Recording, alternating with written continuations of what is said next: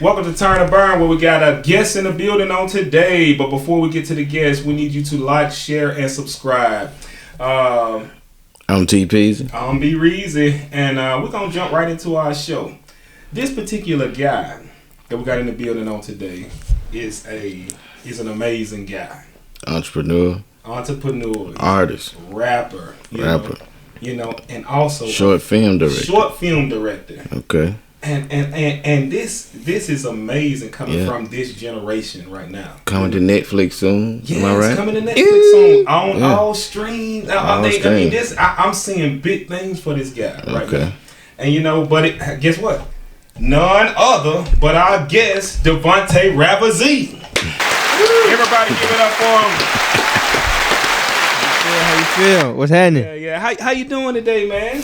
Hey, I'm doing great, bro. Doing good, man. Glad to have you on the show today, man. For sure, Tony. Right? What's up, man? Hey, man, I'm so proud of you, man. I've been knowing you for a while. Oh, and yeah. I see big things happening for you. Give it up for Devonta Ravizee. Yeah, man. Man, we've been knowing each other for a minute. Like I think we met when I first met you. I was like 14. Yeah, right. Yeah, over there, doers of the word. Shout out to Pastor Theflin. Yeah. So Ravizee, man, you're doing some amazing things. You rapping, you film director. Also, you even have a clothing line. Yeah, man. Talk to me about how did it all start? That's a big question. I think initially I just I'll start with rap. Mm-hmm. Everything kind of started with music. I always had, growing up in the hood, everybody made a freestyle or a rap song at the lunch table or something like that. You feel me? On the table. Yeah, man. See, Tony know. And so one day I had decided to write a little song for this girl I was talking to when I was like 14. You feel me? Love song. Yeah, it's a little love song. You feel 14 me? Put you in what, ninth grade? Yeah, okay. Ninth grade. So I write the song and I let my mama hear it, and my mama was like, "This is actually pretty good. Like, this is fire." Okay. And so I'm like, my mama, she gonna say that. That's my mama. You feel me? Yeah. But then as I got a little older. I think I was like turned 15 or somewhere around that time. She had told me that, my mama, she had me when she was real young. She was like 14 when she had me. Wow. Okay. And so, but she said that right before I was born, she was going through the supermarket. Mm-hmm.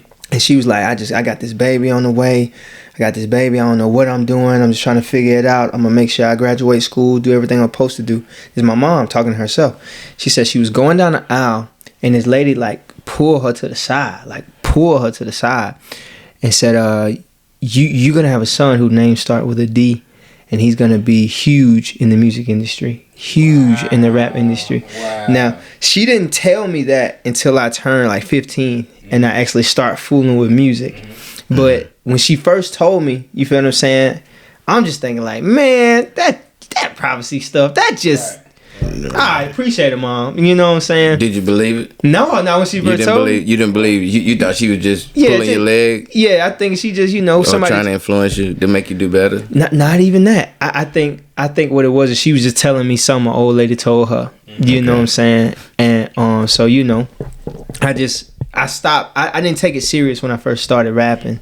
And then as I realized writing more songs and doing different things, meeting new people who actually make beats and stuff like that, getting in studios, I realized for one it was kind of easy for me to get in studios, and then I was actually good, you know what I'm saying, and I really fooled with the stuff that I was doing at the time, and I was like, dang, maybe there is something to this thing, and I really, really loved it, you know what I'm saying, and so it just kind of took off from there with the music. But everything else kind of happened over time, I didn't wake up saying I'm gonna do movies, I'm gonna do a clothing line, I'm gonna do this TV show we're working on. I didn't wake up saying that. It just kind of developed, you know what I'm saying? Evolved from what you were learning and the people you're around. Exactly. Okay. Yeah. Man, that's amazing. Okay, so you originally started this music thing at age 14. Yes, sir. Okay, so look, you when your first song came out? My first song. What was the name? What's the name of it? The song was called Don't No Hook, Just Listen. No hook, just listen. No hook, just listen. That's when you realize that, hey, I'm going to make it. I'm going to Did the song not have a hook? No, it didn't. just straight bars. Give us a little bit of it. Actually, bro, that's so. What it did have a hook. The hook was no hook, just listen. Oh really?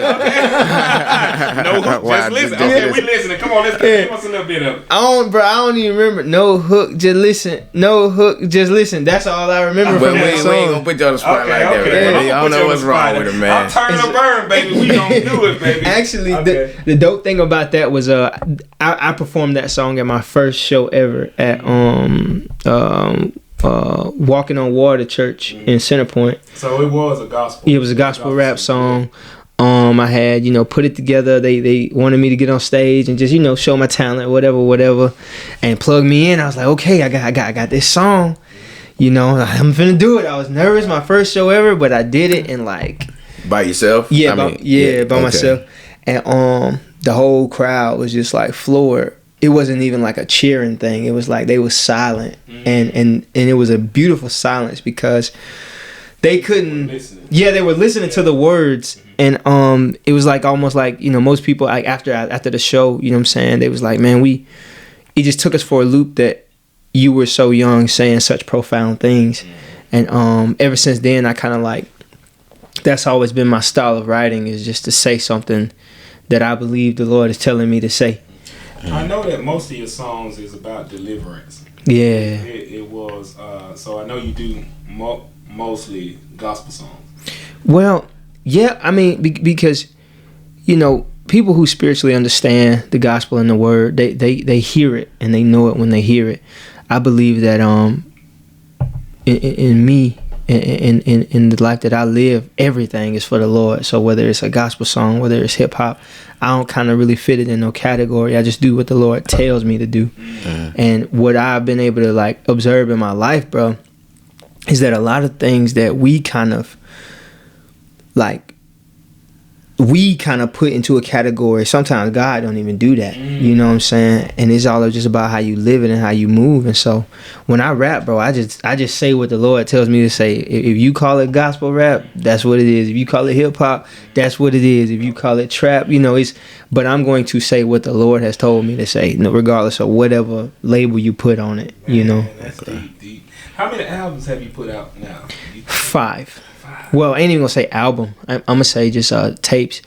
I learned a long time ago that this is like industry stuff, but if you put out an album, you have a sales history, and that sales history kind of makes you lose leverage in any negotiation points when it comes to labels and stuff like that, because they'll base your deal off of. You got some wisdom. Okay. They'll base your deal off of whatever numbers you did. So me being an independent artist, if I mess around and sell 5,000 records, they're gonna come to me and be like, "Oh, well, your CD sold 5,000 records, so we think we're gonna give you this." Not that I'm looking for no deal from nobody, but when I learned that, it kind of helped me to how I need to move, so that way, as I step up in the game, there are some things that they can't slight me with. And so I put out just tapes. So what do you mean by tapes? Are those just singles? Yeah, like mixtapes. Yeah, like singles. Yeah, EPs rather. Okay. One CD probably have 5 songs on it. Okay. You know what I'm saying? Okay. Man, I actually listened to this song called Hustle. Hustle, get it out the muscle. Hustle, get it out the muscle. Said I'm on my grind. Hustle, get it out the muscle. Hustle, get it out the muscle. Said I'm on my hustle, get it out the muscle. Hustle, get it out the muscle. Said I'm on my grind. I mean, that was a powerful song, man. It made me want to get it out the muscle. Yeah, man. After listening to that song, man, what motivated you for that song? What motivated? Oh man, shout out to my brother Cordell, man. We did that song together years ago. We was just like, I bought the beat from my guy B Flat. Shout out to B Flat, man. Amazing engineer, producer, songwriter, R&B artist, all that. But he made the beat for us, and I was just like, actually, Cordell came up with the hook. Really? Hustle, get it out the muscle. Wow. Hustle, get it out the muscle. And then I was like, I'm on my grind. Yeah, that's why I came out. I said, because I'm on my grind, hustle. Okay. And then we mapped it out, and then wrote the song out, And then, you know, I kind of composed it because I like to arrange different things and say different things. And then we did the video.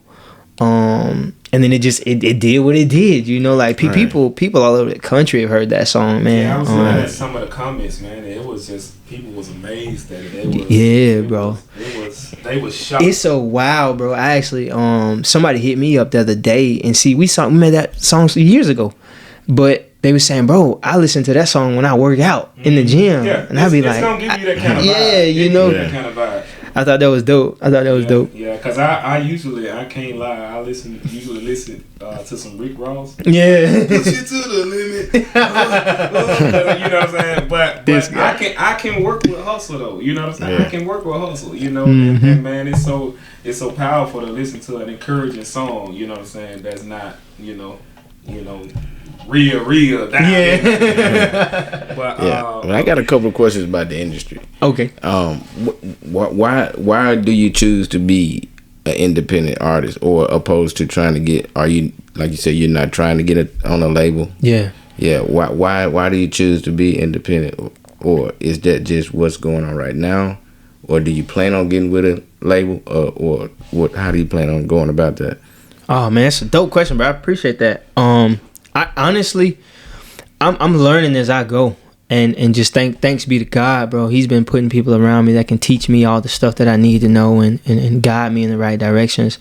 I really value my independence, and just like when you watch other artists, see how their music be controlled. Like they might have a fire song that they love, but the label decides if it goes on the CD that they're gonna put out, or the label decides who they can and can't do music with. Yeah. You know what I'm saying? Who you can collaborate with or feature. Yeah, Okay. You know what I'm saying? The label decides basically everything you do creatively, or they taking a huge. You feel me? They give you your money, and then whatever, you know, they making more money than you are. Way more, yeah. And so, you know, I've never liked that, just because, you know, I come from a family of hustlers and, you know, business owners and different things like that. And so I've always valued just being able to do my own thing. Yeah. And own your own masters and everything, because that helps out exactly in the future. Yeah, for sure. Own your own. Yeah. And then too, I was about to say, I actually I had a situation where I talked to Crazy Bone from Bone Thugs and Harmony. Right. That was my next question. Yeah, bro. I kicked it with him for a while, man, and we chopped it up, and I let him hear some music, Hustle, and some other stuff, and he like fell in love with the music, and it was a blessing for me because I grew up listening to his music. So to have a legend that you grew up listening to his music and actually sit down and talk to him, he listens to your music and say your music is fire, that junk is. It's a different feeling, bro. Right. And in that conversation, you know what I'm saying, I can't share all the details, but you know, we talked about the pros and cons of signing and what's a good thing about being independent, and then what's good with being with the label. He actually owns a label. We actually talked about him signing me briefly, and then, you know, switch numbers, and we got some stuff like working in the future, but it's just always been my prerogative to just on your own. Yeah, just do whatever I want to do. Like, I mean, I know Dolph. Young Dolph, I hear a lot of different things on there, you know. Yeah. I hear that he wasn't on a label. Then I heard that he purchased the label that he was on. Yeah. You know, I can't remember the name of it right now. I think he had PRE, Paper Route Empire. Okay. But you know, I'm not sure about, you know, those type of situations. I know there's so many different ways you can go about it, though. Like some artists, they do partnerships with labels to where it's like, you don't own me, we are partners together. Right. And so that's a dope way of going about it. I think Nipsey Hussle did that with, I think it was either Interscope or one of them, but Universal. Yeah, Universal. Yeah. And so it's like, you know, there's different ways to go about it. You can do single deals. You can just do like a, I don't know, 10-year album deal. Yeah, one album deal. Yeah, okay. That type of thing. But I noticed that it's mostly like a 3-album deal. Mm-hmm. I always hear about a 3-album deal. Yeah, you know? Yeah. So let me ask you this: what's the purpose of the labels getting you on the label and sitting you down? Why do they do that, bro? Honestly, is it timing or I never understood that. Yeah, it's a lot of different stuff. Timing, if I'm not mistaken. Yeah, not for real, bro. Timing, well, because some say time. Some say, but it's a business, bro. So here it is, G. Okay, say I got this one made, like, okay, let's say horses, right? You got a stable full of horses, right? And you train them and everything like that. But you're going to put the fastest horse in the race, right? Right. Even though you got 10 horses, you're going to take the one fastest one and put it on the track. That's what it is. Okay. We take that one and put it on the track. And as long as this one is making me money, that one's going to get all the attention. Okay. So, like, when that one start getting slower now, we're going to see who The next yeah, fastest. you feel what I'm saying? Okay. And then not only that, bro, they also have other artists writing for other artists. You know what I'm saying? Like, say if say Cardi B, right? And this is just a, you feel me, just an example. Yeah. Say Cardi B is the main artist. Example. Say Cardi B is the main artist, right? And she doing great. Well, this artist on my label has a great song, but she is not popping as Cardi B. So but they'll get that song. yeah, we'll take that song and give it to this artist because this artist can take that song farther. And make it triple, double, extra platinum. Right. That's smart though. Yeah, from the business, from the label standpoint. But it's hurting that artist. Yeah, it's hurting that artist over there. And they also getting cold. Yeah. You know what I mean? They was hot. They was hot. Okay. That's why they got signed. Yeah. You know what I mean? So when you're on that bench, is that the best time to create your best music, or you sitting down? How do they pay you? I mean, what are they giving you? Sign-on bonus? I mean, it just depends on what the deal is. You feel me? Like whatever paper you signed, that's what you locked into.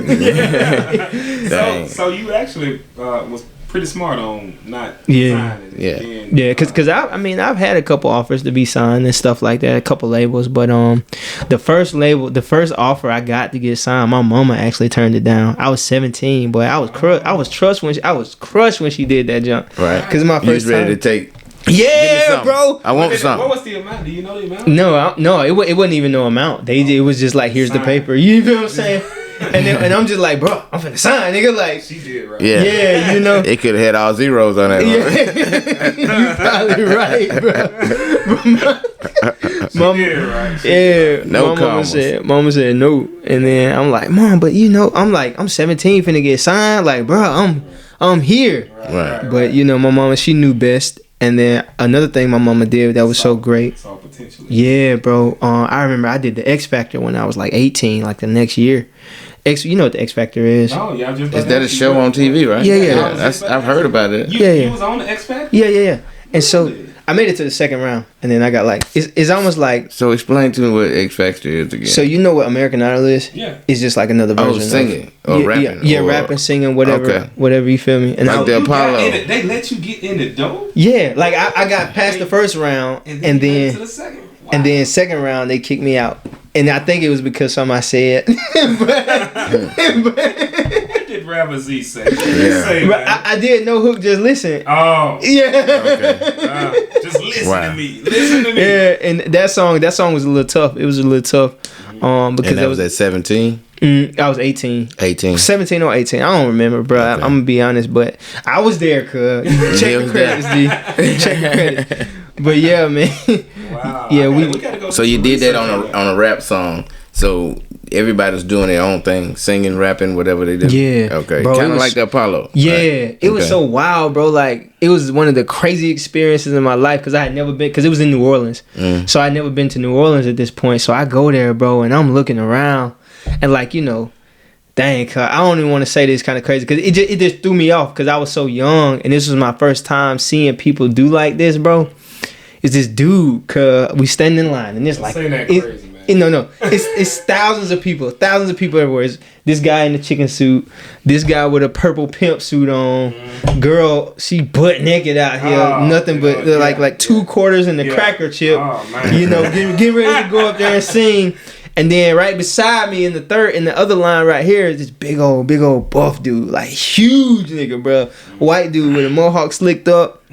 He had on a tank top and he had on some skinny jeans. And then I keep looking down. This nigga's wearing high heels. He had on high heels? Yeah, high heels. Big buff dude, skinny jeans, high heels. And I'm like, hold up, cuz, bro, what you got, cuz? You know what I'm saying? What you doing on the show? What are you doing? It tripped me out because I'm like, bro, I ain't. And it was like some of everybody just dressed, crazy. Yeah, right. I just never seen. Attention. Yeah, you know. And I had never seen that many people dress so differently. You know what I'm saying? And it was like it's either casual, dress it, formal, or whatever. Yeah, you know what I'm saying? You got Halloween, Easter, Thanksgiving, it was everything. You know, and we was in New Orleans. You know, I think they had the French Day Parade was getting ready to happen. Okay. And so it was just like, and then we was on Bourbon Street too. Oh yeah. Well, and so you liable to see anything. Yeah. And so it was just like, bro, like I'm 17, 18 in here, just like, what is that? What is this? Who is that? Is that a guy or a girl? I don't know. What is that? You know, just like, just wow, you know what I'm saying? And I had a really great time, you know, meeting everybody. We was in there for hours. We had to sign all type of paperwork. And just going back to what I would say, my mom always said what she did was she would not allow me to go on the show until I read all of the contracts they had me to sign and I understood them for myself. She wouldn't let me get no lawyer to help me read them. She said she damn sure wasn't finna read them. She said, you gotta sit at this table and read all this paper and don't come up here until you ready and you understand what's on this paper. And she like really made me responsible for whatever happened in my career. Wow. And she, you know, did what she knew how to do, which was tell me what to do.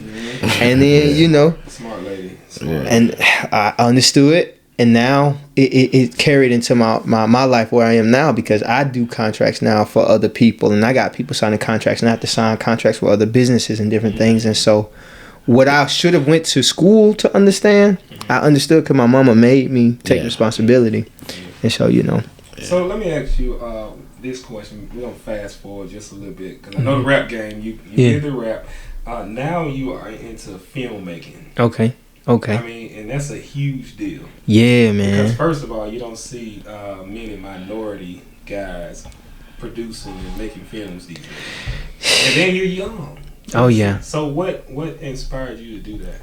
Oh, man. Well, first of all, before we even go into that, what is the film? You can be able to win back up. You know, back in high school, I used to hit a 4-flat. You know, man, I got a little slow and I got a little fat. I'm telling you, nigga, how a nigga used to run a 4-flat. 4-flat. Yes, sir. Well, right now, we ain't got the chocolate. We got the white. Oh, that chocolate shit, nigga. Man. Speaking of chocolate, hurry up with it.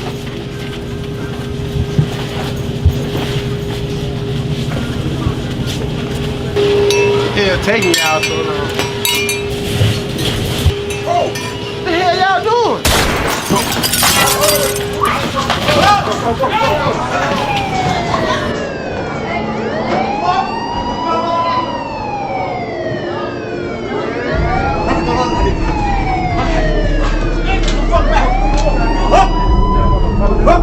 The penguin was unaware of that strap when he hit the stove. His partners had stuck it up, that was planned, but he didn't.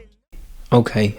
So what we're talking about now is the short film. It's called Five Little Penguins.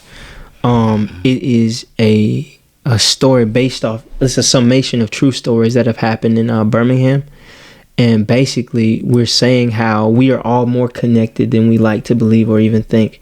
White, black, or indifferent. If something that happens on one side of town affects something that happens on another side of town, whether we even agree with it or not.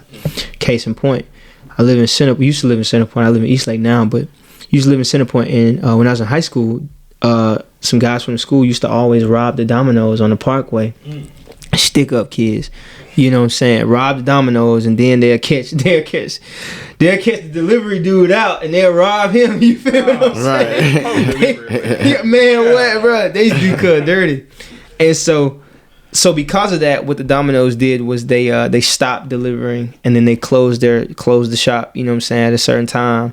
Right. But they still would get robbed. So eventually they just closed the Domino's.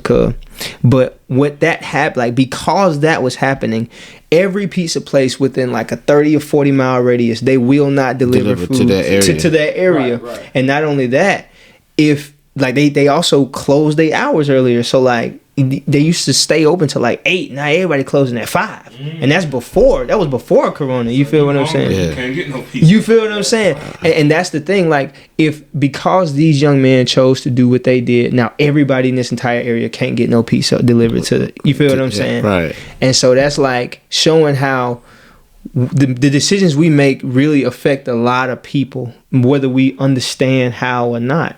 And so that's what the short film is about. Just kind of talking about how one thing leads to another, and now a whole family of people is just dismantled and crushed. Yeah. And so that's it in a nutshell, man. And how it came about was low key an accident. Like I wrote the song, and the song has so much imagery and it painted a real vivid picture. So we was like, you know what? Let's do like a short film type thing to it. Mm-hmm. We did it. We shot it at the peak of Corona, actually. Like when Corona first had hit, we almost got arrested shooting because we was out past curfew. And that's another story for another day, cuz. But yeah, like we was out past the curfew, like police, woo, woo, woo, what y'all doing out here? You feel what I'm saying? But we was on our private property though. My daddy, he owned a car lot. So we turned the inside of the car lot into a club.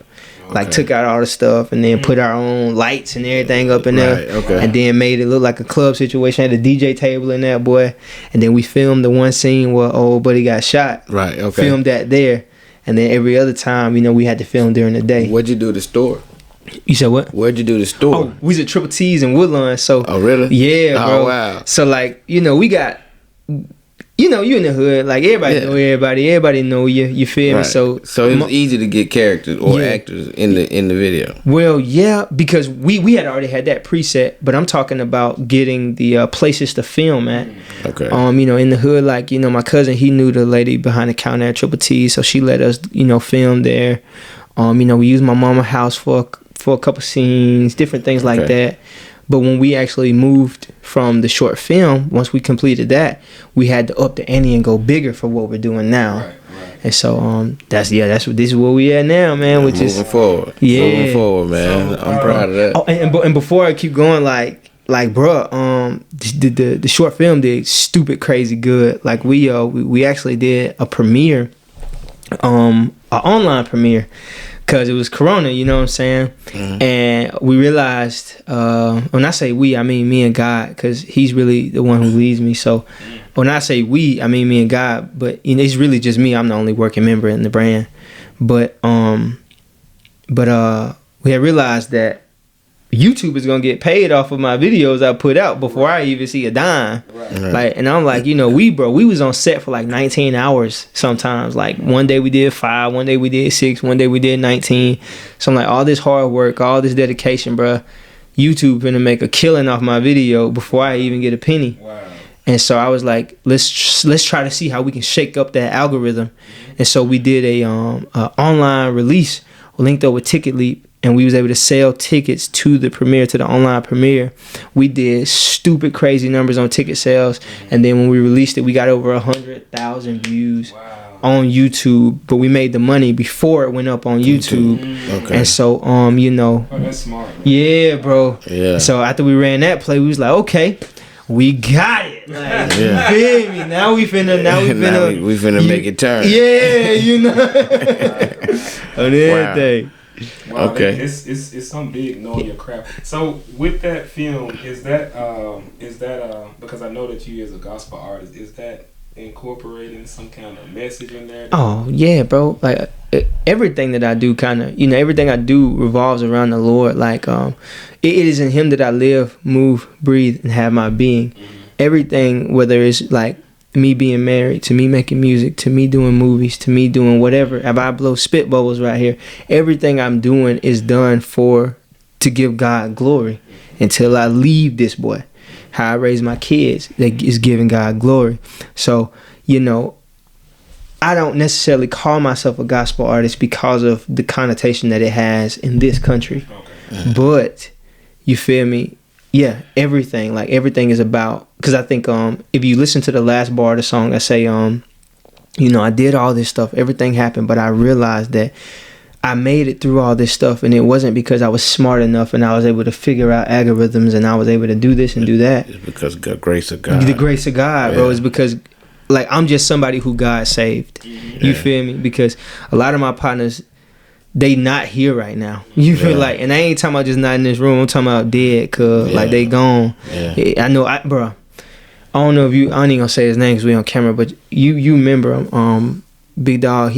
I was driving down the Ave one day, and I seen him walking down the street, and I was finna pull over and pick him up. Like, hey, what up, boy? You going? And then the Holy Spirit had told me, he said, no, don't pick him up, cuz. Like, told me don't pick him up. So I had went past him, hit a U-turn, and I'm like, you know, I'm asking the Lord, like, why you telling me not to pick him up? Like, I be talking to God like this, bro. And so I'm like, why you telling me not to pick him up? So I sit, bro, and I realized he was walking kind of funny, bro. And his hair was matted up. And he had his pants up on his belly button. And then he had a string wrapped around his pants. And I'm like, hold up, cuz, what's up? What's going on with cuz? Come to find out, bro's on powder. You know what I'm saying? Bro's strung out, doing different stuff. And this is somebody not only I grew up with, but we was in church together. Bro was on, you know what I'm saying? Mm. And so it was just like, you know, dang, bro, like, it's been so many things that have happened that could have landed us to be like another statistic or, you know, whatever we aspire not to be like. So that's why I say it's not because I'm so smart or because I'm so good at what I do. I'm just somebody that God saved, and I used a little bit of common sense to say, hey, God, I will do what you're talking about right now. Yeah. You feel what I'm saying? Yeah, man. Wow. So I know that you had some challenging times, even though you at the point right now it look like you have overcome a lot. What were some of those challenges? What you mean, like in life or just rap? Just in life, you know. What was some major challenges you had to overcome in order to get to where you at now? Oh man, dude. Wow. Dang, that's a big question, G. It's a big one, but just think of one that pops up in your head. I mean, I got several, but I will, because this is like, honestly, bro, I'm grateful that we got this opportunity, that I have this opportunity to be on Turn to Burn, because I love this, speaking with everybody. Turn to Burn, I like the way you say it. Turn to Burn, man. Yeah. Okay. Because for real, bro, like, okay, I'm gonna keep going, but like, bro, I might be here for like hours, cause I love this, bro, for real. But yeah, man, like, I think one of the biggest ones was, I was molested as a child. You feel what I'm saying? And I was molested when I was like 9 years old. And when it happened, I didn't know what happened to me. You feel me? But then when I got saved, I got saved when I was 14. And when I got saved and started walking with the Lord and just being with Him, stuff started to be revealed to me why I do certain things. And so I started to realize, like, dang, bro, there's something wrong with me. You feel what I'm saying? And I had like real severe trust issues, real bad abandonment type issues, and that really clouded my judgment in a lot of areas in my life.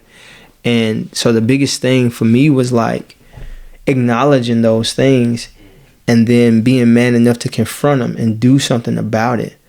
And not just be like, you know, I'm gonna blame this person or I'm gonna blame that person or I'm gonna do this, I'm gonna do that.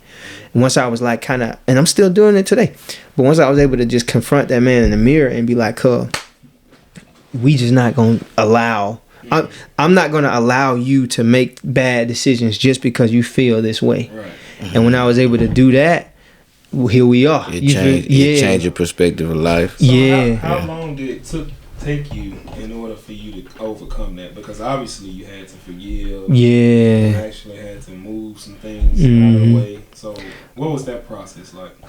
Man, a lot, because here it is.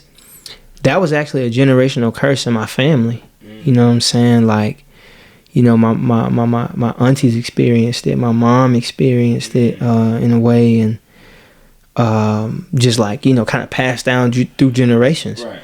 And I had to realize I had to make a choice. And bro, we had a family meeting about this, John. Me, my cousins, cuz. About what happened to you? Yeah. Okay. The whole thing. And we was like, man, this right here is going to stop with our generation. Mm-hmm. Like, in our generation, it's not going to pass down to our kids. Like, we is not going to allow this to go no further. You feel what I'm saying? And so once we did that, we all had to kind of confront it as a family and talk about it. You know what I'm saying? And kind of move away from it. And so that was kind of the challenging thing. And then understanding that, hey, you know, I don't want my children to go through this. So I have to be able to like process it and actually talk freely about it and understand it and understand where I am in that picture. Man, I remember the first time I spoke about it in public. I think I was like 21. I hadn't even told my mama, bro. Like, but I had to go and sit in front of a classroom full of students and tell them that testimony. And then I had told my mama the day after that. But it was just like, I was shaking, bro, because I was like, bro, I'm finna uncover this truth to a bunch of people I don't even know. Right. You know what I'm saying? But here it is, bro. And this is the day that kind of just shifted my whole little world. Bro, the first time I told somebody, the group of students, bro, it was kind of weird. You know what I'm saying? Kids was like looking at me like, oh, snap. Mm-hmm. And after the session, younger kids, high school kids. Okay. See, what grade were you? Well, he was 20. You said I was 20. I was 2021. So he was just ministering to high school kids at the school. Okay. And telling them the situation and how I kind of dealt with myself, and then bro, I kid you not, like all the kids, the bell rang. All the kids went to where the next class, whatever. But there's one kid who hung back. He was chilling. He's like, "Hey, bro. Hey, man, I like how I heard you rap. You do this, you do that, bro. I want to holler at you, bro. I want to, So I'm thinking he want to talk to me about rap.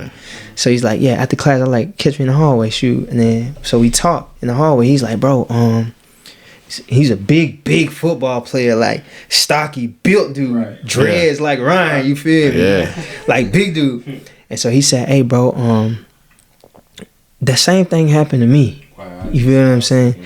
He said, but my brother did it to me. Wow. And he was like, man, I don't know how to deal with it. He said, I be getting into fights in school all the times. I be smashing girls and just getting in trouble. But really, he said, honestly, he said, I think about this thing every day of my life, and I don't know how to deal with it. Yeah. And so to this day, me and that dude talk on the phone. Me and that dude cool. So your message to him, what was your message that day like to him in order to overcome?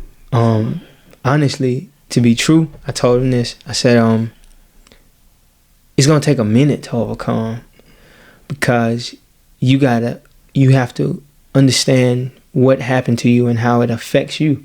Because there's some things about your life that is gonna be affected by that, like the way you see females, the way you see all this type of thing. And so I said, hey, bro, what you got to understand is you are God's, like God had a plan for you before you even came out your mama's womb. So whatever happened to you didn't catch God by surprise. So in order to get that healing, in order to get that salvation in that situation, you got to go to him. You feel what I'm saying? And you got to also understand that sometimes we be blaming God for stuff that people do. You feel what I'm saying? God didn't tell your brother to do that to you. Your brother chose to do that. But God can help you though. Right. And so you got to go to him. And then not only that, bro, God got a plan for you, G. Right. And what you have to do is focus on him and not what it is that you feeling right now. And it's tough because you can't see God, but you clearly seen what happened to you. Right, you feel what I'm saying? You was there. Right. And I was like, bro, I went through the same thing, bro. Like, that's a good point. Yeah. You can't see God, but you got to believe in him. Yeah. But you saw what happened to you. You was there, Yeah. And so, and it's like, because I had talked to a couple girls about it too, because they was like, it was one girl, she was saying, man, when I went through it, I blacked out. I don't remember what happened, this, that, and the third. But I was like, my experience wasn't like that, my G. Like, I remember exactly what happened. I didn't black out at all. Yeah.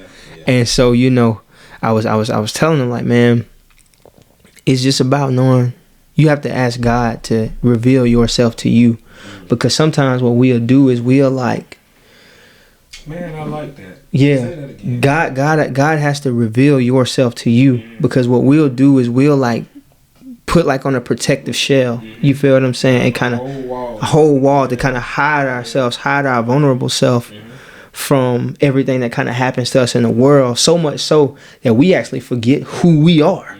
And we start, you feel me, listening to trap music and doing this and doing that because that's just like what it is. Not saying there's something wrong with that stuff. But it's an influence. It's an influence. And we'll take all these things so we can hide from actually what's going on with us. And that could cause trouble. Yeah, bro. Like you getting in trouble, argument, attitude all the time. Like my not homie, being able to get along with people. Yeah, you feel me? Like the homie said, I fight, get in trouble at school, all that.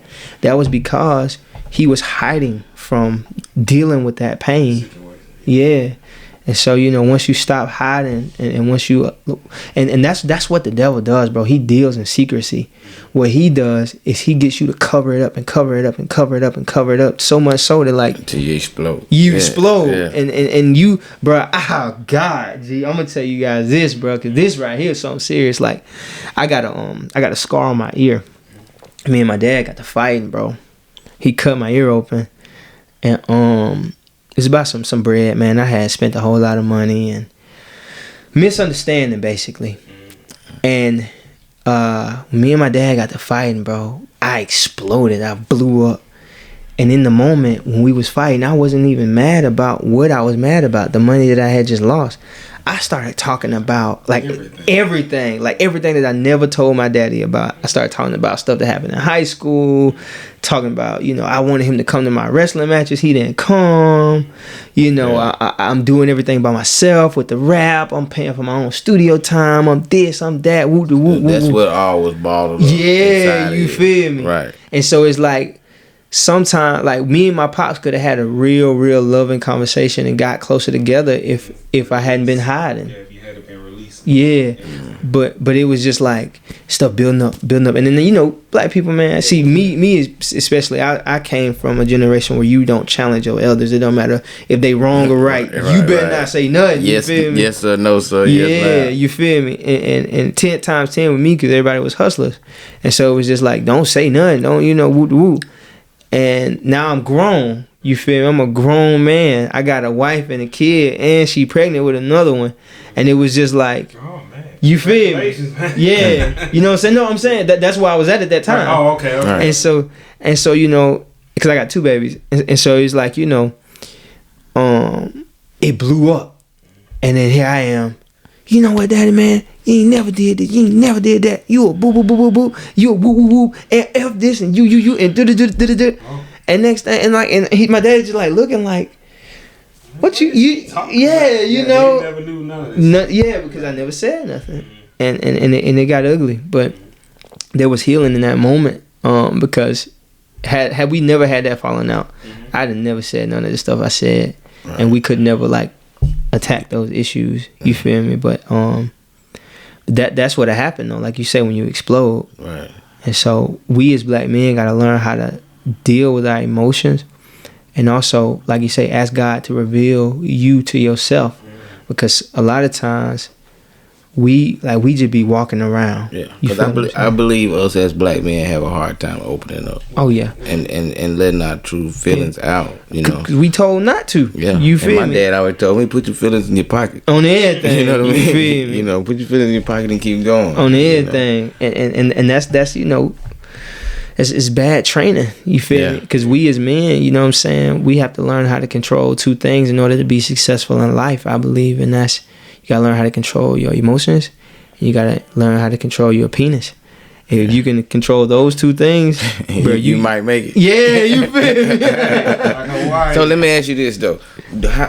What do you feel about the word toxic masculinity? Do you think that has anything to do with? You just want to go on that toxic masculinity. I mean, it was so blatant in there. You know what I mean? But would you call that toxic masculinity? Now, this was one of our subjects. Okay, I'm here for it. Right. But so before we even go, let me say what I got to say, man. Hold up, no, I don't care what you think about the word, man. In the word, I ain't asked you that. First of all, who I'm talking to? But I need Tony. I need Tony. Tony. All right. So what do you think that is a form of toxic masculinity? The bottled up, the mad, the not being express yourself until you actually blew up. Yeah. You feel what I mean? How many times does that happen in a relationship? A lot. You know what I mean? How many times does that happen in a marriage where the man doesn't want to explain himself, or the man doesn't want to you know, open up and talk about it? Yeah. You know. I think that I'm sorry, big bro. Oh, you good. Go ahead. Yeah. So I think that can be a form of toxic masculinity. But it all depends, bro, on how it happens. Like if the reason you aren't expressing your emotions is because you want to seem masculine, then that is toxic. Yeah. Because not expressing your emotions does not make you masculine. Right. You feel what I'm saying? So you believe in the word toxic masculinity? I think it's real. I mean, Okay. I think that the definition of what they're trying to say exists. You feel what I'm saying? Because despite the word. Despite the word. Okay, well, that's what I'm trying to get to. We ask you to make a new word up. Make a word up. I don't agree with the word toxic masculinity make a new one because up. of all the things that falls up under that thing. Yeah. But, as far as the descriptions, some of the descriptions may apply. Okay. Yeah. But I don't believe in the word to just put, bam, toxic masculinity. But you want to know something though, man? Me and my words partners have more than one definition. They do. It does, but I actually think the word is designed to put. I'm not gonna go into it because I don't believe dog men out. But let me say though, because like me and my partners were talking about this, bro.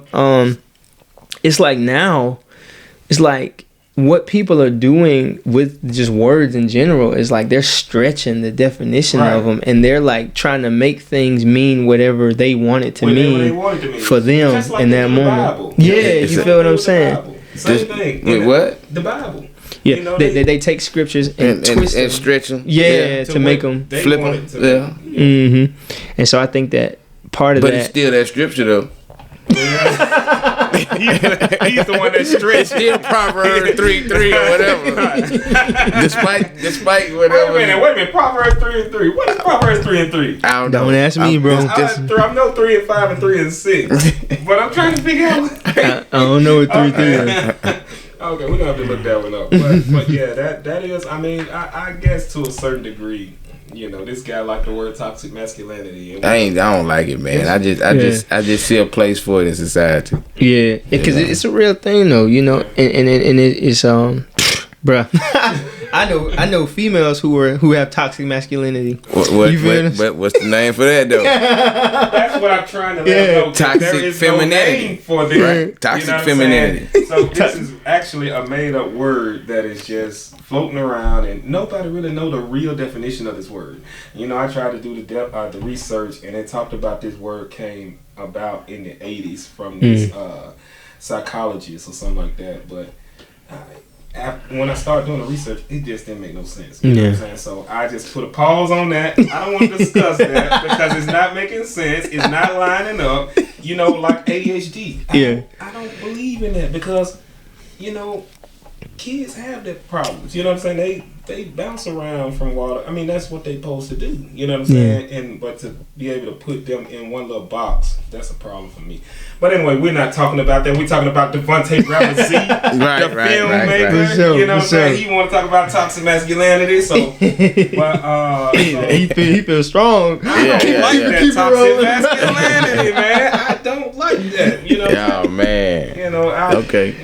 But one of the things I was gonna ask you is, I know that you do a lot of ministering, and at one point in time you was doing a lot of ministering in clubs. Oh yeah, dog. How does that work? Have you ever? How does that work? Boy, what you finna ask me, boy? How does that work? Okay, well, I can tell you. What's up? I was gonna ask you, have you ever got sucked in? Because if you can ever go into an environment, as far as a club. And you going in there with the mind frame, somebody finna get delivered, somebody finna get saved, somebody gonna turn their life to Christ. Yeah. But in actuality, you got everybody else saying, I'm finna turn up. You know what I'm saying? So how was that? Bro, some of the greatest experiences in my life came from that type of thing because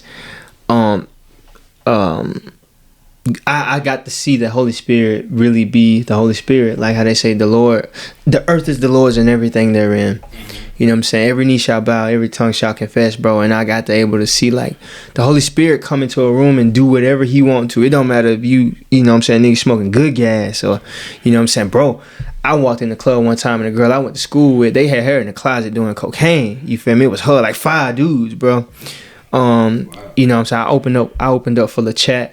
Opened up for the Migos. I actually met the Migos when Offset was still in jail. When I think Quavo and Takeoff got out, but Offset was still in jail because he disrespected the judge or whatever.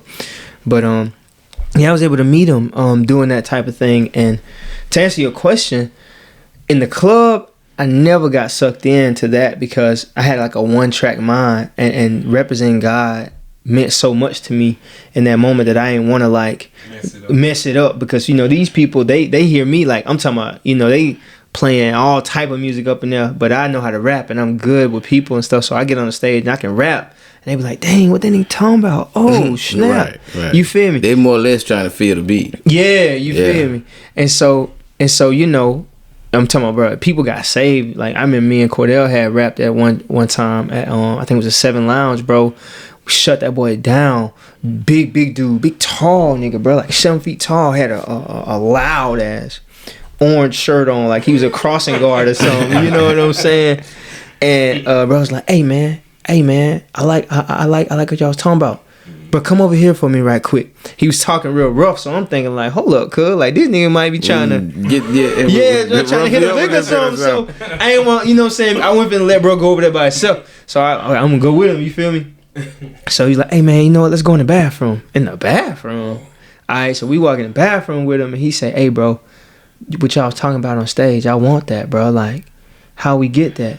That man bowed his head and said the sinner's prayer in the club, G. Wow. In the bathroom. In the bathroom, cuz. Like, and I'm talking about the club so smoked out, it's marijuana clouds, thick as the clouds in the sky, in the bathroom. Right. You feel me? Niggas was lit in there. And bro bowed his head, said the sinner's prayer, G, and got saved in the club. And that's not the only instance where something great like that happened, but that was one of the most memorable times for me because I was with my bro.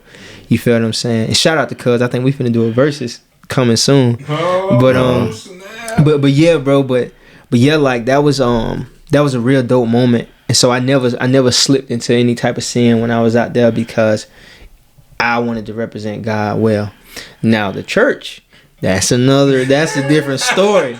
I done pulled a few breezes up out the church, cuz. Oh, man. Bro, they say them church girls, they the ones, G. Why everybody keeps saying that? Because it's the truth. Who said that? Keep saying that. Our phone guest the other day. Our phone guest said that the other day. She was like, them church girls. Yeah, them church girls. They be fun, G. And on anything. I don't, man. Wow. Well, you better not tell me nothing. So I we'll just stay right there. So dog. Yeah, we leave it alone. Dog. Yeah. Dog. So and you know, yeah. I mean, cause you know, I went through my little period, man, where I was, you know, cause I got saved when I was 14, but then, you know, started figuring out myself and going through things, and you know, I ain't never been one to shy away from. Well, I ain't gonna lie, I covered it up for a while, but then when I actually started to know, like, get to actually know God and not who people were telling me who God was, I understood that he loved me through whatever I was going through. And so, you know, I was holding at one time, bro, like, but the thing was, when I started going through smashing all these girls and stuff, like, the Lord kind of sat me down away from rapping. Like, I hadn't, it was a long time before I had a show because I was still dealing with that. And he almost like stopped having people call me to be booked. You know what I'm saying? And I was just out here, you feel me? Right. And I had like numerous STDs, bro, like 2 STDs at one time. I was out here, bro, going through them like water. And you feel me? I'm sure they was get readable STDs. Oh yeah, they were. Get readable. Get readable. We had to fix that one up. Readable STDs. Oh yeah, they was get readables. You know what I'm saying? Yeah, like before I met my wife, G, I was outside, and you feel me? Went through that whole little phase of, I ain't even gonna call it a phase. I just, you know, I did that, and you feel me? Once I kind of like worked my way through that whole thing, that's why I say. So where were you in life when all that happened, like the STDs or girls in life, or where were you? What kind of lifestyle were you living at that point? How old were you? I mean, I was like 18, 19. No, take that back. I was like 19, 20, 21. So pretty much just feeling yourself. Yeah. Out there. And not even just feeling myself, bro. I can remember vividly just kind of being like not depressed but just somber because I wasn't seeing the things that I wanted to see in life. And I realized like not to stop you, what were you looking for? Just like validation, and when I say validation, I wanted to have somebody embrace me and love me the way I love them in a relationship. You know, success. I had big goals, big dreams coming out of high school, and a lot of that stuff got derailed.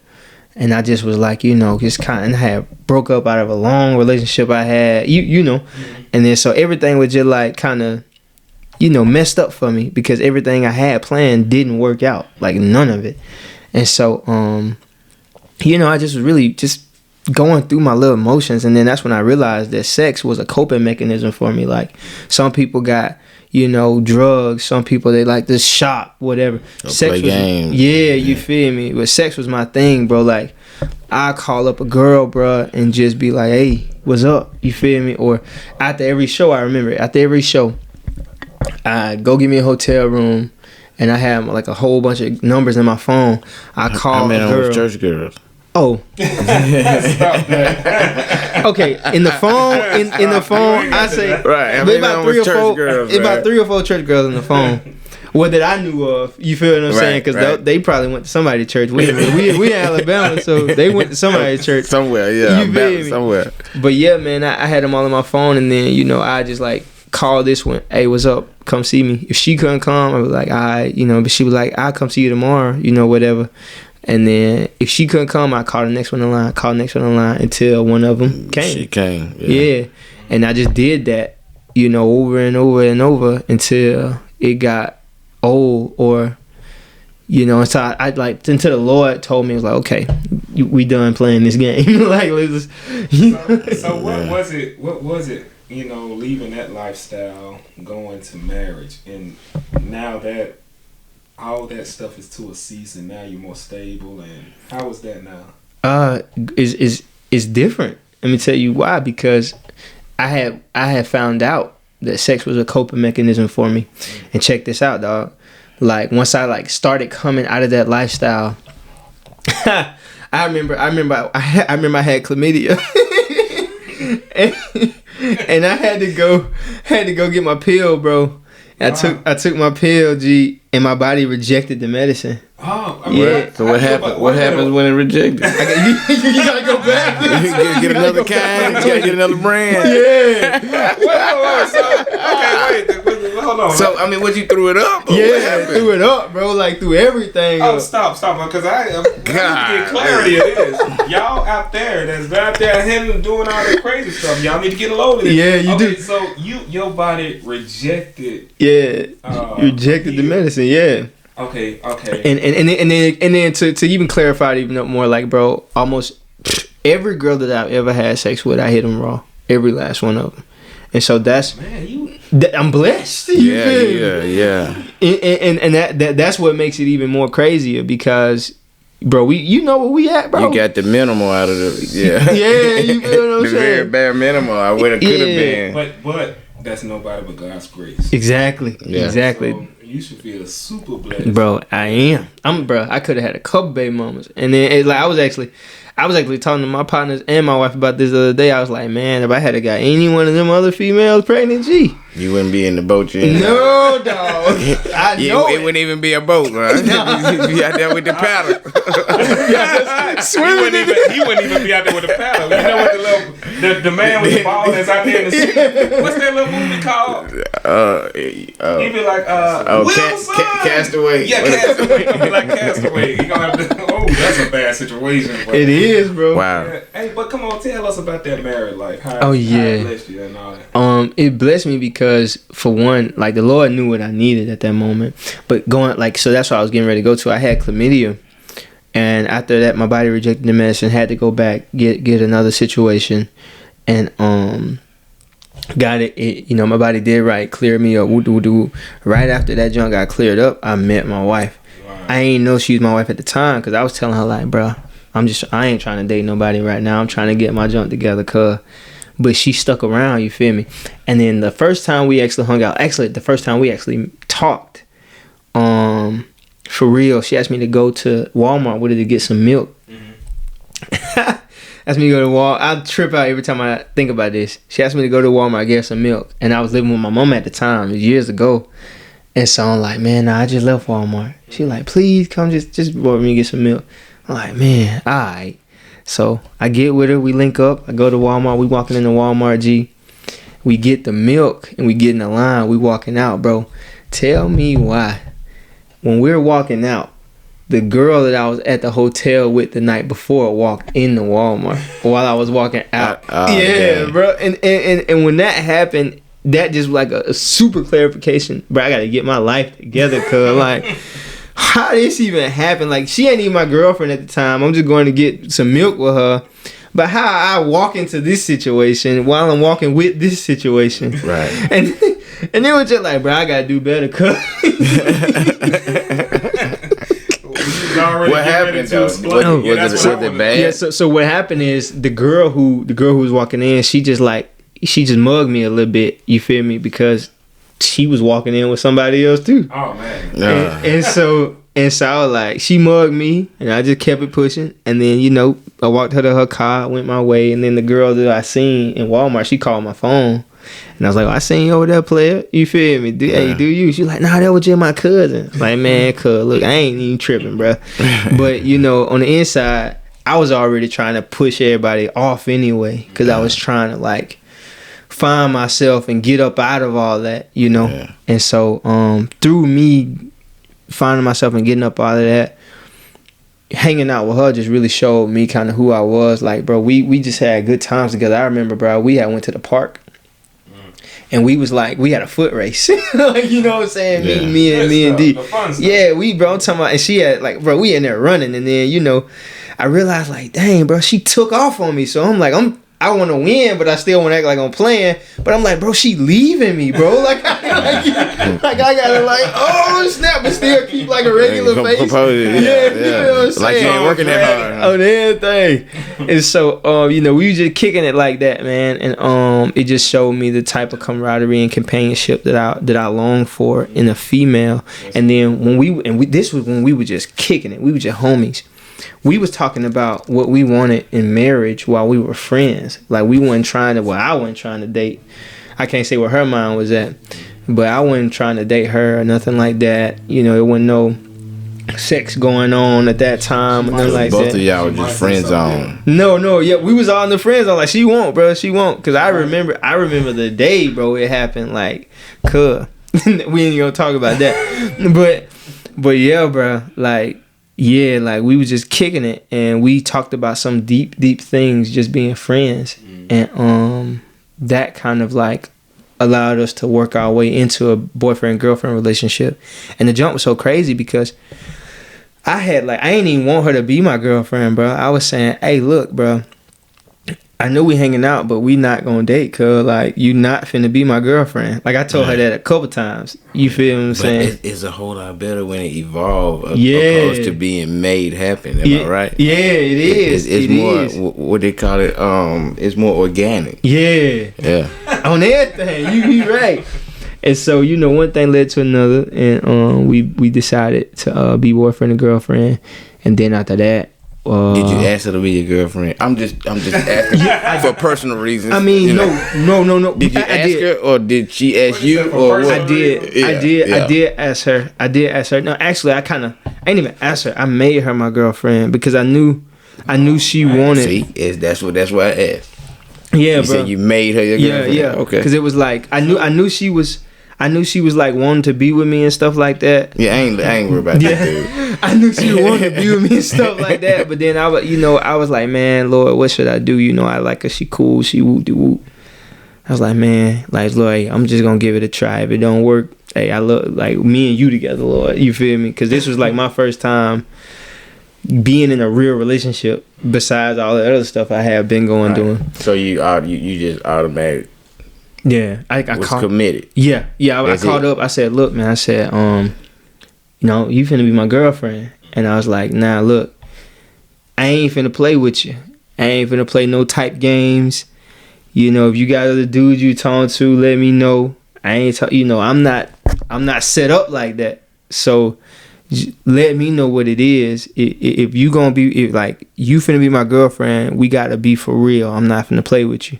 And she's like, okay. And then that's how it went. You feel me? I got you. And then we were both for real. And then the beautiful thing, because I remember my mama had told me this a long time ago. She was like, you don't gotta stress on no girl or anything like that when it comes to a relationship. And she was like, the best way to know if a person is for you is if you guys want the same thing. If y'all don't want the same thing, y'all already strike. It ain't looking good. Right. But me and her wanted the same thing at the same time. And she wanted it before I did.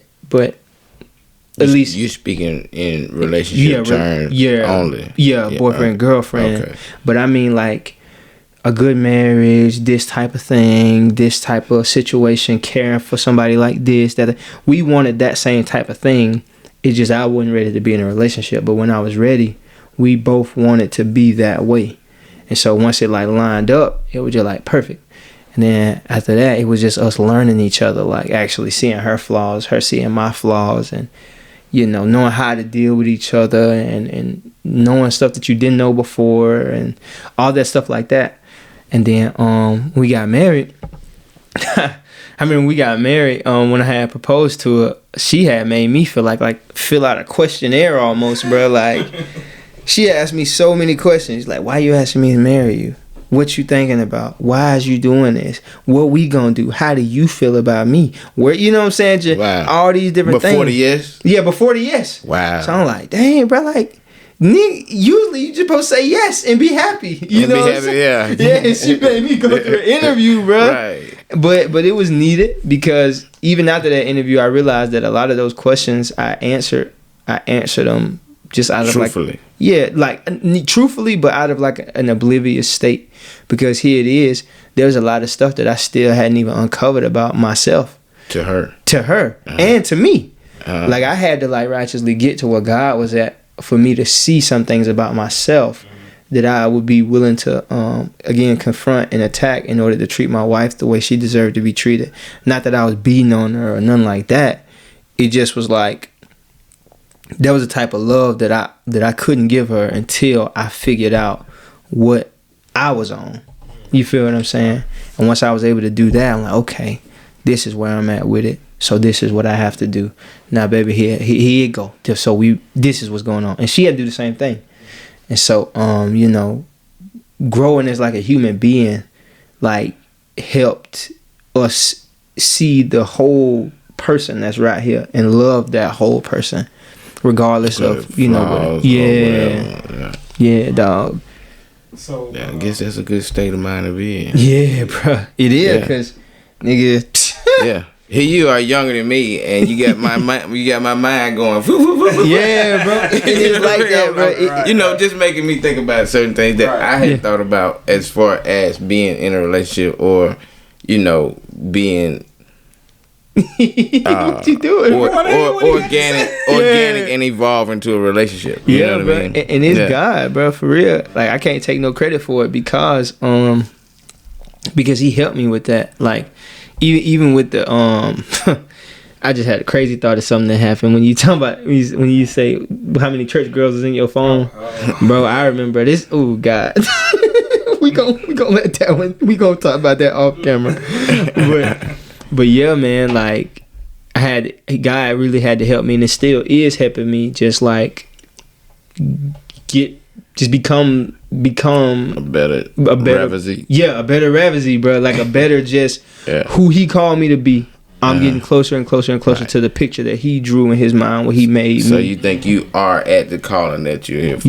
Yeah. I think I'm at the calling, but I don't think I've done everything I'm supposed to do. Right. That's what I was going to ask you. I was going to ask you, do you know what your calling is, or do you have an idea what your calling is? Yeah. No, we talking about his calling right now. That's what I asked. That's what I asked. But I'm asking, did he understand? Did you know what your calling was, or do you believe that this is your full calling? Or yeah, what do you think? I think I know what my calling is. I think your calling is not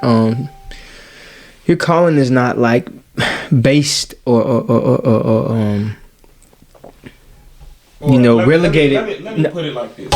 Do you think you're walking in your purpose? Yes. Because your calling is not based or relegated to an occupation or anything that you do in the world.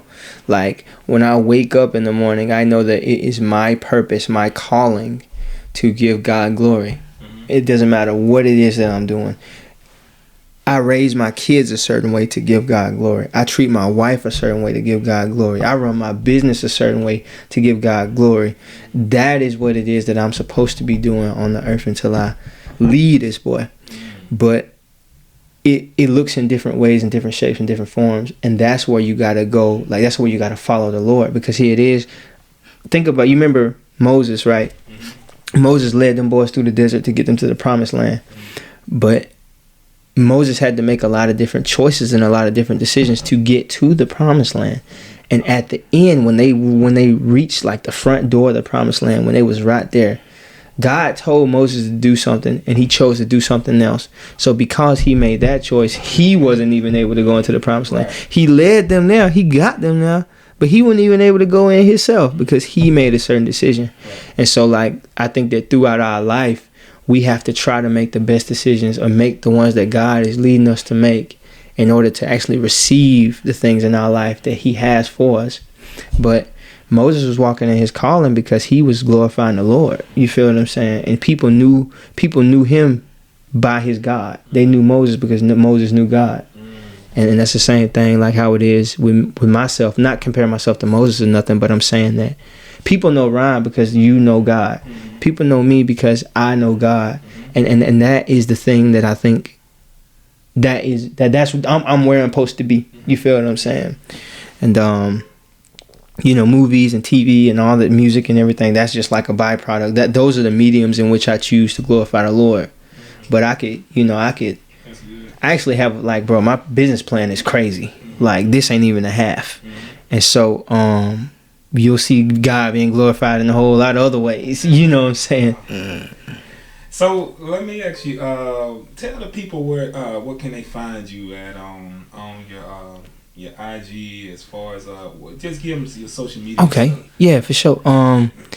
You know, my IG is Devonta_Ravizee. That's DEVONTA_RAVIZEE. Facebook, Devonta Ravizee. Bro, you can just Google Devonta Ravizee and you'll find it. But you can go to the website, RavizeeNation.com. It's RAVIZEE Nation NATION.com, and then type it in. Everything, all platforms show up. Yeah, everything. But I heard we had some gifts, man. Can we get some gifts? Oh yeah, dog, for sure, G. Hey, like got gifts. You some Ravizee Nation bottles. You feel what I'm saying? Oh, Ravizee you Nation. Feel me? All right. Man, you should have gave us these in the beginning. We could put them on.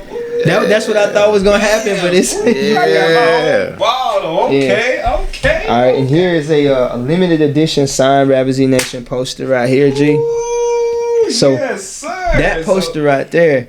So that poster is from the Five Little Penguins, the short film that we just created and dropped on YouTube. Also signed. Yeah, signed, limited edition. There's only 97 in existence, bro. They're gonna be worth a lot of money one day. So let me ask you, cameraman, did you zoom in on this? You need to get it out. You need to get it out the glare. Yeah, you gotta get it out the light. Yeah.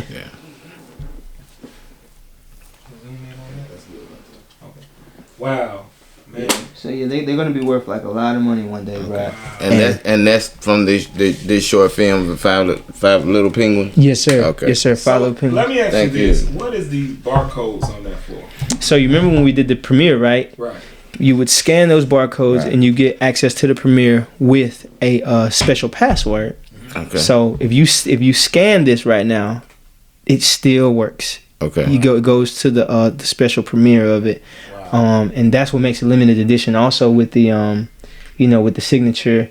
And this film, not only it won awards in film festivals in New York and different things like that. Wow. Yeah, dog. Big time. Wow. Yeah, bro. But this has got to go on the wall. Gotta go on the wall. I mean, so guys, make sure that you are following this film. So when will the film? When are you expecting the film to be? Oh, the short film is actually already done. We've actually like upgraded and moved and turned the film into a TV show, right? Okay. Which is like where you're talking about the Netflix and everything like that. So we're in between a different couple deals, solidifying with different streaming platforms like Pluto TV, Tubi, Freeform, Hulu's, like whichever one goes through, that's what we're gonna do. But also, you feel me? We're trying to get a deal to where they buy the rights from us because we've created the TV show already, and we're getting ready to premiere the first episode of the TV show in April. Okay. Like, and it's gonna be huge. Yeah, 2022, bro. Like, we renting out the Alabama Theater. Okay. It's gonna be real real big, and this is not the only screening we're gonna have. We're gonna have one in Atlanta. We're trying to figure out the one in LA now. So it's like we're gonna be all over with the first episode, and then like the rest of the season, it's gonna be like a like any TV show that you see on Netflix, a series, And so bro, and the jump's so crazy because We upgraded like all the equipment, everything. Like got a real professional audio team, camera crew, just the whole thing. And so like we really making that junk happen, bro. Here in the city, and black entrepreneur. But check this out, dog. Let me tell you. Listen. So the reason it's so special, not just for me, but for the entire city, is because we're putting the city on in a major way. Every place that we film in is a black-owned Birmingham business. All the clothes that you see them wearing are black-owned Birmingham clothing lines. The shoes that they have on their feet are Hauser Pros. It's a black man who owns a shoe company in Birmingham. All the music that you hear in the background is Birmingham artists. Okay. It's like when people see this, they're gonna get a concentrated dose of just Birmingham. And it ain't you can't get it nowhere else but here. You feel what I'm saying? And so when it goes up, people gonna see Birmingham in a different light, because the thing is, bro, I done rapped all over, in the Southeast, really. I rapped in New Orleans, Orlando, Atlanta, a lot of different places. And when I tell people I'm from Birmingham, the first thing they think about is Force 48. That's the first thing. You feel what I'm saying? Right. And it hurts my heart because we need to be seen in a better light. Exactly, because they don't know nothing about Turn to Burn. You feel what I'm saying? They don't know nothing about. Find out, though. You feel me? They don't know nothing about Arctic Russ, Hauser Pros, Ravizee Nation. They don't know nothing about us. A lot of black men actually trying to do something that's positive. Right. And so even though we tell real stories, real crime, real things that have happened in Birmingham, the whole gist of the story is that in the midst of ugly, dirty, bad situations, bro, God is present. Mm-hmm. And he can take something that's ugly and turn it beautiful if we allow him to. Right. So we get to see these characters, these real life situations, real things that have actually happened in the city. We get to see how people handled them and what they did and the choices they did to get the outcome that came. Mm-hmm. And so and we keep it a narrative to us, because sometimes when you see stuff on the news, they spin the narrative for whatever reason they deem fit. But we have the real facts from the people who was actually in the room and actually here and actually, you feel what I'm saying? So that way, the truth is like, it shall prevail. Yeah, it shall prevail. Like, you feel me? Like, the truth is so powerful because it is what it is. It's the truth. And I think that when people see this, a lot of people going to get set free. A lot of people going to be blessed. A lot of people going to be like, oh, man, wow. They're going to leave with something, throughout the whole series. Right. And I'm excited about it. Sounds he got some meat on his bones, man. Yeah, bro. Like, and then too, like that's where Bone Thugs and Harmony came. I had rap with Crazy Bone, because Crazy Bone actually wanted to be a special guest in the TV show. Okay. So we solidifying that because bro got to do his tryout and all that stuff like that. But I think he's going to be our first special celebrity guest in the show already. And that's beautiful because we haven't even put the first episode out yet. And we already got celebrities and all that stuff trying to be in it. And so, like, bro, like... Because that film itself, it looked like it's going to make a great series. Yeah, bro. And that's the thing. Like, see, I was able to talk to some people, from the different platforms. And the reason that we weren't able to kind of put that on any platforms is because we used the wrong camera. They said that we had to have like either a Blackmagic, or they gave us actually a whole list of cameras that we could use. Wow. So that way when it streamed through their streaming site, it wouldn't downgrade the quality. Mm-hmm. So we found somebody who had that camera, hired their company to film for us. Mm-hmm. And then that's how we was able to be ready to be on the streaming platforms, because we got the right equipment now. And that's why those are limited edition. Yes, sir. Gotcha. Yes, sir. Wow. Gotcha. Man, we're so glad to have you on the show today, man. Oh, yeah, man. Great. You said something very valuable. Because we missed a lot, man. I'm still talking about what's up. I mean, you said something very valuable, but I know we got to get ready to wrap up for time's sake. But you said Birmingham. People look at us in a different light. And it just reflected back to me when myself and Tony went to Hawaii. And Steve went to Hawaii. Oh, man. And it was a black Uber driver. She was like basically that the people look at us. The only thing that they see is what they see on TV. Wow. Yeah. Rap videos. First 48. Mm-hmm. Killing. They don't ever see a black man that's actually doing something. Right. Yes, sir. So it's good that you in this position, because now you can change the narrative of what's going on. Mm-hmm. And how they see it. Yeah, in a different light. Yeah. That is right. But man, we are so proud of you. What you Thank you, bro. Yeah, man. Keep up the hard work, man. Oh yeah, G. I mean, you like an amazing guy. I'm waiting on my debut. Hey, hey, and the thing so far, like even the actors, bro, they all from Birmingham or they got Birmingham roots. Like we got a couple people that's from New York, but they like live in Birmingham for like 16 years. Right. You know, people from Atlanta that lived in Birmingham, and so it's like, bro. Matter of fact, it's so many talented people in Birmingham you'll never know, bro. There's a guy in our series who he was in a movie that was nominated for an Oscar in 2019. Never knew this man lived in Birmingham. Wow. You feel what I'm saying? It's another kid in there. His name is Taj Johnson. He was in. You remember that show by Michael B. Jordan when the kid had the powers and stuff like that on Netflix. One of the kids that's in that movie, he's in our series. And so it's just like, bro, we got gems down here. Like, it's actually people in the city that are dope that we just don't know about. And so, like, bro, like, y'all gonna be able to see, like, some real good talent coming out of Birmingham, bro. Man, before you get ready to go, I need you, and I got to do it, because you say you this lyrical. You're a genius at what you do. Light you up, man. Oh, yeah. Now, I'm going to give you one thing to rap about. Oh, goodness. Off the top. See, I didn't want you to cheat, so I got to pick something. So, yeah. Oh, man. He might already have something lined up for us. Yeah, I'm going to make sure that he don't have one lined up for it. Let's do... Ooh, Jesus. Oh, man. Let's do coconut. Coconut. Rap about a coconut. Ooh. Oh, okay. man. Why you looking like that, man? Tell me we trying to. He's a genius at this thing, man. This guy is phenomenal. Oh man. Okay. We're gonna give you about 30 seconds. 30 seconds. Take a break. Take on. Yeah, we're getting time to like, share, subscribe while they doing that. Y'all to like, share, subscribe. While you thinking about a coconut, y'all like, share, and subscribe. Make sure you hit that bell so you'll turn or burn, baby. Turn or burn. Yes. Man, I might just say 2 lines, bro. But like, okay, boom, making noise in the room. I got the largest coconuts in the room. I try to do everything I do with the groom, which means the bridegroom. That's the Lord and Savior, Jesus Christ. Oh, my mind is like ice because it ain't moving, but the flame is still going. Oh, man, I'm slowing up. Oh, why you talking about coconuts? It's stupid. Okay. All right, you did it. All right. Hey, guys, give it up for Devonta Ravizee. I can't believe it, man.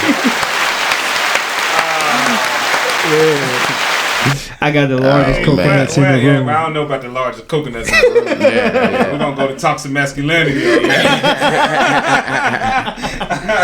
Hey, my God. Hey, man, it was a blessing to have you on the show today, man. But this is what I want to tell you. Just stay encouraged. Keep doing what you're doing. Yes, sir. Stay focused. Yeah, stay focused. Appreciate it, Tony. And the thing about it, I heard a word today at church today, man. It was talking about being focused, having it already in your mind and going forth in a mighty way.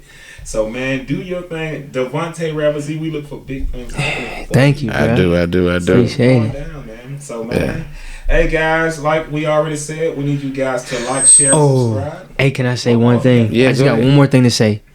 All right, so look, check it out. We're doing a promo right now with those limited edition posters, right? And I do music. So we had to start a whole new company, link everything together. So we got about 2 or 3 more posters to sell. If we can sell these last couple posters, then I can drop this new single before the year ends.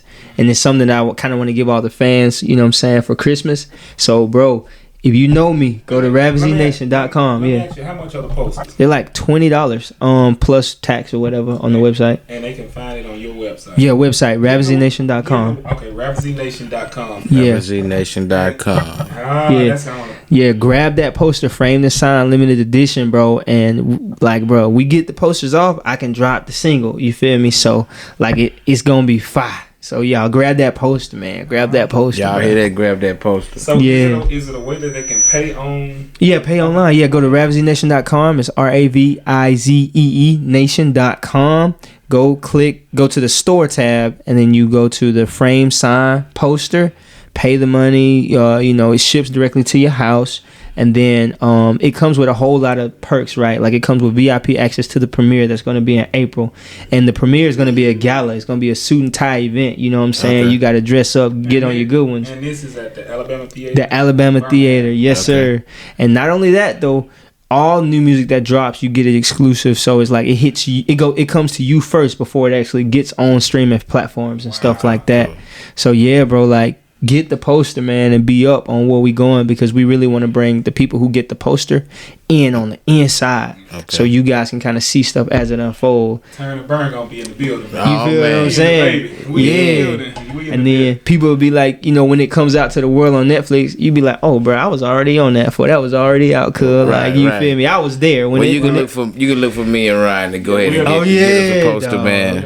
Appreciate it, shoot. If y'all two get it, then I can drop the single. So shoot, because we only got like 2 more to sell, and then you know, at least for the first 10 to get out, because people like they buy, you know, the regular posters, but they got to get the limited edition one in order for us to So do we already have the limited edition? I mean, is this a limited edition? Yeah, that's the limited edition right there. Oh man! Wow. Well, we gonna donate. Okay, we gonna donate. No, I'm just asking. We're gonna support you. Yeah. I just wanted to make sure that we had the limited. Yeah, that's it, G. That's it, G. We're gonna support anyway. Yeah. But you guys, that was another show of Turn and Burn. Turn and Burn, baby. Devonta Ravizee. He's shy. And like we need y'all to do, hey, like, share, subscribe. We'll see you next time. I'm T Peasy. I'm B Reezy. Hey, I'm Devonta Ravizee. What it do?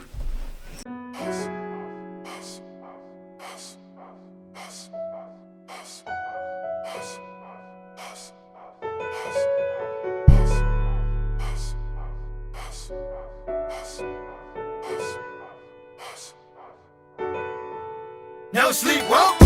Hustle, get it off the muscle. Hustle, hustle, get it off the muscle. Said I'm on my grind. Hustle, get it off the muscle. Hustle, hustle, get it off the muscle. Said I'm on my hustle, get it off the muscle. Hustle, hustle, get it off the muscle. Said I'm on my grind.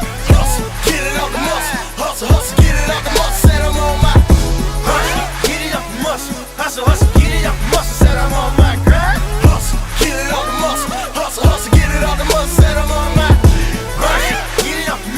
hustle, hustle, get it off the muscle. Said I'm on my grind. Hustle, get it off the muscle. Hustle, hustle, get it off the muscle. What can I say? Laid on my face. I thank the Lord for his grace. When I fell on my face, I had a debt but no money to pay, so God opened that safe. Oh, before Matthew, Mark, Luke, and John took action went to Rome, I was on my way home. My life is perpetual mourning. I'ma stay up and the sky's always bright, even at nighttime. And I'm in my right mind like they caught me at the right time. And likewise, life without love is a tree without fruit. It cannot bring life or it's cursed to the root. So the homies cut it down and throw it in the fire. I kill them all when they try to kill my vibe. And tell me I stay in my feelings, and every time I rap they tell me they feel it. Hopefully one day they see the resemblance. Stuck a flag in the club like I own it. Brother told me I could have the city if I want it. Uncle Sam finna take a L trying to get a Jackson. Tell me why they tell me this is madness, they ain't ready for it. But that's the reason why we hit. We gon' get you ready, grind hard for the riches. Then we throw it like confetti, let it fly in the wind. Wanna see you try to catch them stretch far as you can when you really want the blessings. Love, peace, and joy, boy, that's all in my confessions. They're hungry in the streets, but we throw away food. Destruction everywhere, like that's the only type of news. My wrongs are my fault, but I wanna blame you. Need to look in the mirror to find your opponent. Look him dead in his eyes and say, tell me how you want it. Because this beat down, about to be savage on my life. They gon' tell him he the baddest, but we on our grind. Hustle, get it off the muscle. Hustle, hustle, get it off the muscle. Said I'm on my grind. Hustle, get it off the muscle. Hustle, hustle, get it off the muscle. Said I'm on my hustle, get it off the muscle. Hustle, hustle, get it off the muscle. Said I'm on my grind. Hustle, get it off the muscle. Hustle, hustle, get it off the muscle. Said I'm on my hustle, get it off the muscle. Hustle, hustle, get it off the muscle. Said I'm on my grind. Hustle, get it off the muscle. Hustle, hustle, get it off the muscle. Said I'm on my hustle, get it off the muscle. Hustle, hustle, get it off the muscle. Said I'm on my grind. Hustle, get it off the muscle. Hustle, hustle, get it off the muscle. We hustle hard, bump a lotto. I wear the scars and my life is a bravado. My parents tried to shield my eyes as a kid, but I saw a whole lot more than they thought I did. This hustle gon' put us back in a new jack. Swing of things, I mean, Edie, couldn't kill these dreams. Sold up like jeans seams, you gotta watch us graduate life. Silicone life, they gon' hate us for it, but we make use of what we got with no snoozing. Because the ones who lost it are the ones who didn't use it. Oh man, the makers of the game think themselves clever. Rapture, I'ma need your best ever. I got it. Mute button take down. Still gotta get the word out. In one-way traffic, I'm swerving. That'll be different. We contending. Walls of the churches. Pull to the side, but ignoring them hearses that's carrying youth. More than the buses for school. Church ain't all they tucking in school. It's metal detectors at doors. Saw the problem in the mirror. Boy, I dare you to take a look at yours, and it's crunch time. Said it's a tough cookie, best bite down. Good Lord, they done let me loose. Tap your hand till you taste that goose. Get insured and show improve, or just hang out and show me noose. Take pull up, then I'm there too. On the ground like the springs got loose. Laying hands, we ain't raised the roof. Just a level of an art form, conform to the world for you. My crown, nah, we ain't done yet. They say I'm beating dead horses by the drum set. We gon' wake this horsey up, tell the world to get it up, and stop sleeping on these problems that are not fixed on my grind. Just when you thought it was over, doing way too much, black youngster. Heavy all the hearts who lost us. Book shows we ain't no author. We are all lives matter imposters. Dear Heavenly Father, deliver me as I deliver this gospel. Who free when you mentally locked up?